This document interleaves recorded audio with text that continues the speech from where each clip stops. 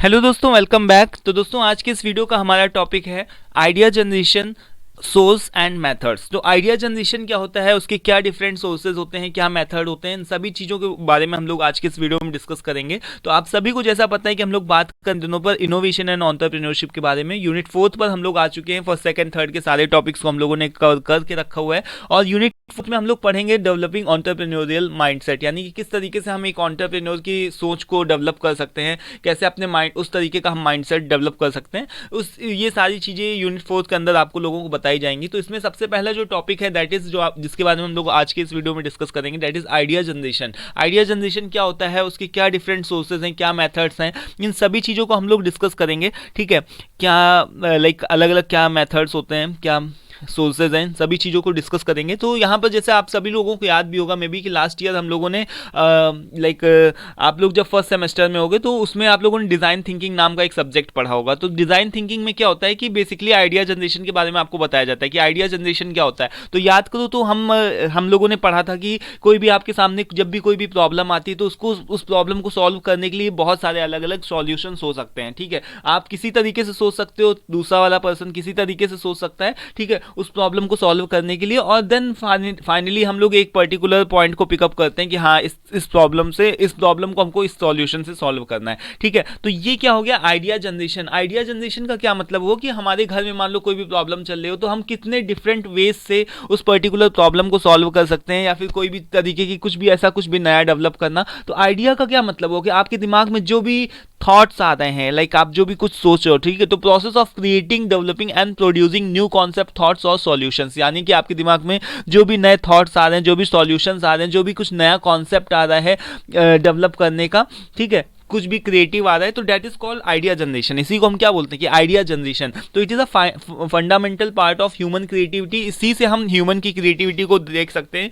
कि कितना human creative है, कितने अच्छे तरीके से वो सारी प्रॉब्लम्स को सॉल्व कर सकता है। ठीक है, और इसका सिंपल सा मतलब है कि थिंक आउटसाइड द बॉक्स, यानी कि आप एक पर्टिकुलर एक लिमिटेशन के अंदर ना रहो। हम अपने आसपास कितनी सारी चीज़ें देखते हैं, जैसे अपने सामने हम देखते हैं लाइट हो गया, पंखा हो गया, कूलर हो गया, सर्दियाँ चल रही तो हम लोग ब्लोवर से अपने हाथ पैरों को सेकते हैं। तो ये सब क्या है कि कहीं ना कहीं इनके पीछे सोचो तो कितना ज़्यादा किसी ने अपनी माइंड मैपिंग करी होगी, किसी ने इसके बारे में सोचा होगा। तो ये सब क्या है, this all are the result of idea generation. यानी कि जो भी हम अपने आसपास जितनी भी इनोवेटिव चीज़ें देखते हैं, जो भी चीज़ें देख रहे हैं, तो this all are the result of idea generation. ठीक है, तो इसी को हम आइडिया जनरेशन बोलते हैं। अगर बिजनेस के टर्म में बात करें तो it is a crucial for the innovative product development and staying ahead of competitors, यानी कि किसी भी पर्टिकुलर बिजनेस में अगर हम हम जितने भी अच्छे होंगे, लाइक हम जितनी अच्छी तरीके से अपने दिमाग को खोल करके बहुत अलग अलग तरीके के प्रोडक्ट्स को डेवलप करेंगे, उतना ही अच्छी तरीके से हम अपने कंपटीटर के सामने खड़े हो सकते हैं। ठीक है, it involves brain storming, research, collaboration, creative thinking, ये सारी की सारी चीज़ें क्या है आइडिया जनरेशन का ही पार्ट है। ठीक है, तो अब हम बात कर लेते हैं यहाँ पर सोर्सेज क्या है आइडिया जनरेशन के। तो सोर्सेज का क्या मतलब है दोस्तों कि किस किस तरीके से आइडिया को हम जनरेट कर सकते हैं। देखो, ऐसा जरूरी नहीं है कि जैसा हम सोच रहे हैं वही एकदम परफेक्ट हो, वही सही हो, वही राइट हो। ठीक है, तो इसके लिए हम किसी भी बिजनेस के बारे में बात करते हैं ना, तो बिजनेस हम लोग यहाँ पर एंटरप्रेन्योरशिप के बारे में पढ़ रहे हैं। तो एंटरप्रेन्योरशिप के बारे में अगर हम बिजनेस के बारे में पढ़ रहे हैं तो हम किस किस तरीके से बिजनेस में नए आइडियाज़ को डेवलप कर सकते हैं, कैसे कुछ नया सोच सकते हैं, कैसे लोगों से सिचवा सकते हैं, लाइक हम कैसे दूसरे लोगों को इनकरेज कर सकते हैं कि आप कुछ नया सोचो और उनके सोच के ऊपर हम कुछ भी इनोवेटिव इंप्लीमेंट कर सकते हैं। तो इसके कुछ इंटरनल सोर्सेज भी होते हैं और कुछ एक्सटर्नल सोर्सेज भी होते हैं। तो जैसे कि एम्प्लॉयज़ की क्रिएटिविटी, हम लोगों से काइजन्स के लिए बोल सकते हैं कि भाई आप काइजन करो। काइजन का मतलब होता है ना कि कुछ इंप्रूवमेंट करने के लिए, इसके लिए हम उनको अवार्ड्स और रिकॉग्निशन दे सकते हैं अपने एम्प्लॉयज़ को। तो इससे एम्प्लॉयज़ जो होंगे वो क्या रहेंगे, स्टे मोटिवेटेड, लाइक वो अपने मोटिवेशन के साथ में काम करेंगे और कुछ नया क्रिएट करेंगे। देन इसके बाद में कंपनी का कल्चर उस तरीके का बना करके रखो कि अगर आपके पास में कुछ भी सजेशन हो, कोई भी आइडिया हो, तो आप इसमें कोई भी सजेशन बॉक्स होता है ना, तो उसमें डाल दो, या फिर कोई वेबसाइट होती है तो उसमें सजेशन लिख दो जाकर के। कंपनी के कल्चर को बना करके रखना। R&D टीम होती है, जो रिसर्च एंड डेवलपमेंट टीम होती है, उसको वो आपकी अच्छी होनी चाहिए आपकी कंपनी की। देन एम्प्लॉयज़ को अच्छे से अच्छी तरीके की ट्रेनिंग प्रोवाइड करो, उनको डेवलपमेंट करो। देन एंटरप्रेन्योरशिप के प्रोग्राम्स को डेवलप करो। और एक्सटर्नल सोर्सेज की बात करें तो हमको कई बार कस्टमर से फीडबैक लेते हैं हम लोग। तो कस्टमर से फीडबैक क्यों लेते हैं कि अगर कोई कस्टमर अगर मान लो कि बाई चांस अगर कुछ गलत बोल रहा है या फिर निगेटिव बोल रहा है हमारी कंपनी के बारे में, तो उससे भी हम आइडिया जनरेट कर सकते हैं कि अगर किसी पर्सन ने, किसी भी कस्टमर ने हमारे बारे में गलत बोला तो हम क्या कर सकते हैं, उसको उसको उस चीज़ को सुधार सकते हैं। तो वहाँ से भी हम आइडिया को जनरेट कर सकते हैं। मार्केट की रिसर्च करो, कंपटीटर को एनालाइज करो, पार्टनरशिप, कोलेबोरेशन, है ना, ये सारे, ओपन इनोवेशन, ये सभी टर्म हैं ऐसे हैं जो कि एक्सटर्नल चीज़ों के काम में आते हैं, आपको लोगों को पता होगा। ठीक है, देन इसके बाद में यहाँ पर मेथड्स क्या क्या हो सकते हैं, मोस्ट इंपॉर्टेंट थिंग कि क्या क्या मेथड्स होते हैं, किस किस तरीके से हम आइडिया को जनरेट कर सकते हैं बेसिकली। तो सबसे पहला आता है ब्रेन स्टॉर्मिंग। ब्रेन स्टॉर्मिंग का मतलब आप लोगों ने सुना होगा कि हम कहीं पर मान लो बैठे हुए हैं, ठीक है, कि और हम अपने ब्रेन स्टॉर्म कर रहे हैं,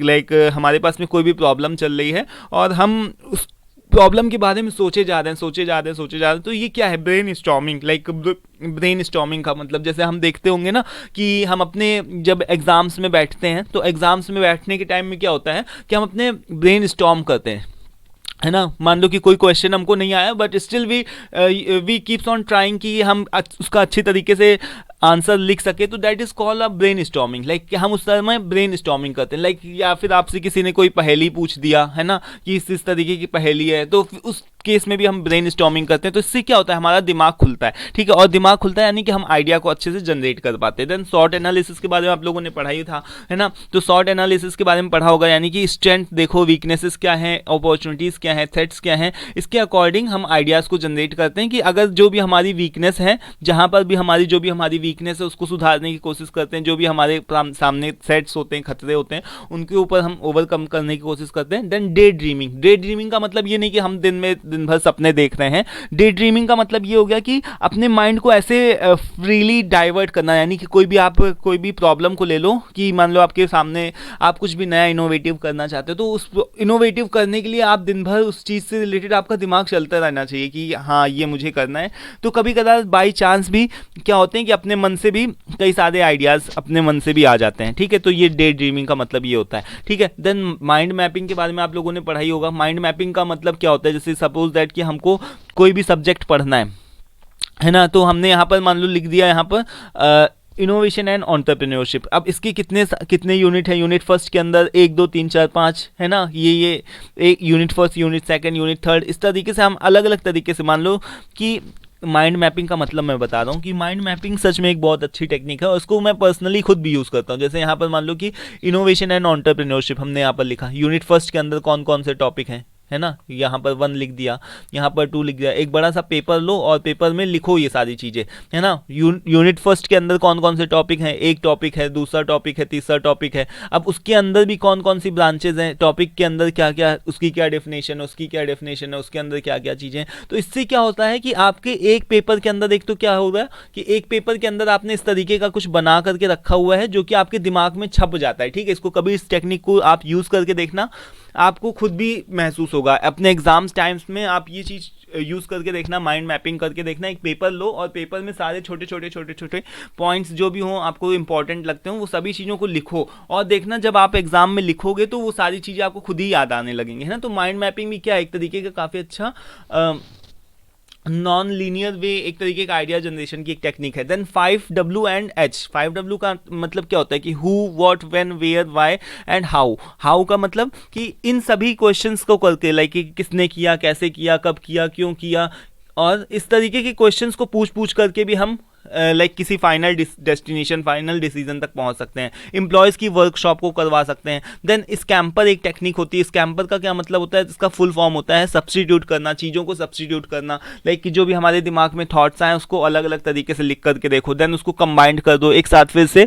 कंबाइंड कर दो, अडेप्ट कर दो, मॉडिफाई कर दो, ठीक है। पुट टू अनदर प्लेस, दूसरी जगह पर रखो, एलिमिनेट कुछ में से, उसमें से जैसे हम देखते हैं ना कि हम कोई भी अगर मान लो बुक लिखने या कोई भी आर्टिकल लिखने चल रहे हैं, आपको हमको कोई भी स्पीच देनी है, तो उसको हम स्पीच को क्या करते हैं, पहले हम लोग 10 बार 2-4 बार लिख करके देखते हैं, उसके बाद में जो भी उसमें से कोई अननेसेसरी चीज़ें होती है उसको हम लोग एलिमिनेट यानी कि फालतू चीज़ों को हटाते हैं, एंड देन रिवर्स का मतलब कि उसको पुराना पलटा करके देख लो एक बार, कि एक बार हमने ऐसे करके देखा है, इस डायरेक्शन में गए तो एक बार इस डायरेक्शन में भी जा करके, यानी कि अलग अलग तरीके की टेक्निक्स हैं। यहाँ पर कुछ टेक्निक्स के नाम लिखे हुए हैं, ज़रूरी नहीं कि आप हर टेक्निक्स आपके लिए ही बेनिफिट हो, बट हमको तो क्वेश्चन आएगा तो लिखना ही पड़ेगा ना कि ये टेक्निक्स होती हैं, ये इस तरीके से होता है। तो आई थिंक ये आपको कवर हो चुका होगा, ठीक है, कि क्या क्या मेथड्स होते हैं आइडिया जनरेशन के, आइडिया जनरेशन क्या होता है, उसके क्या सोर्सेज होते हैं, ठीक है। सो दोस्तों आज की इस वीडियो में इतना ही, मिलते हैं नेक्स्ट वीडियो में।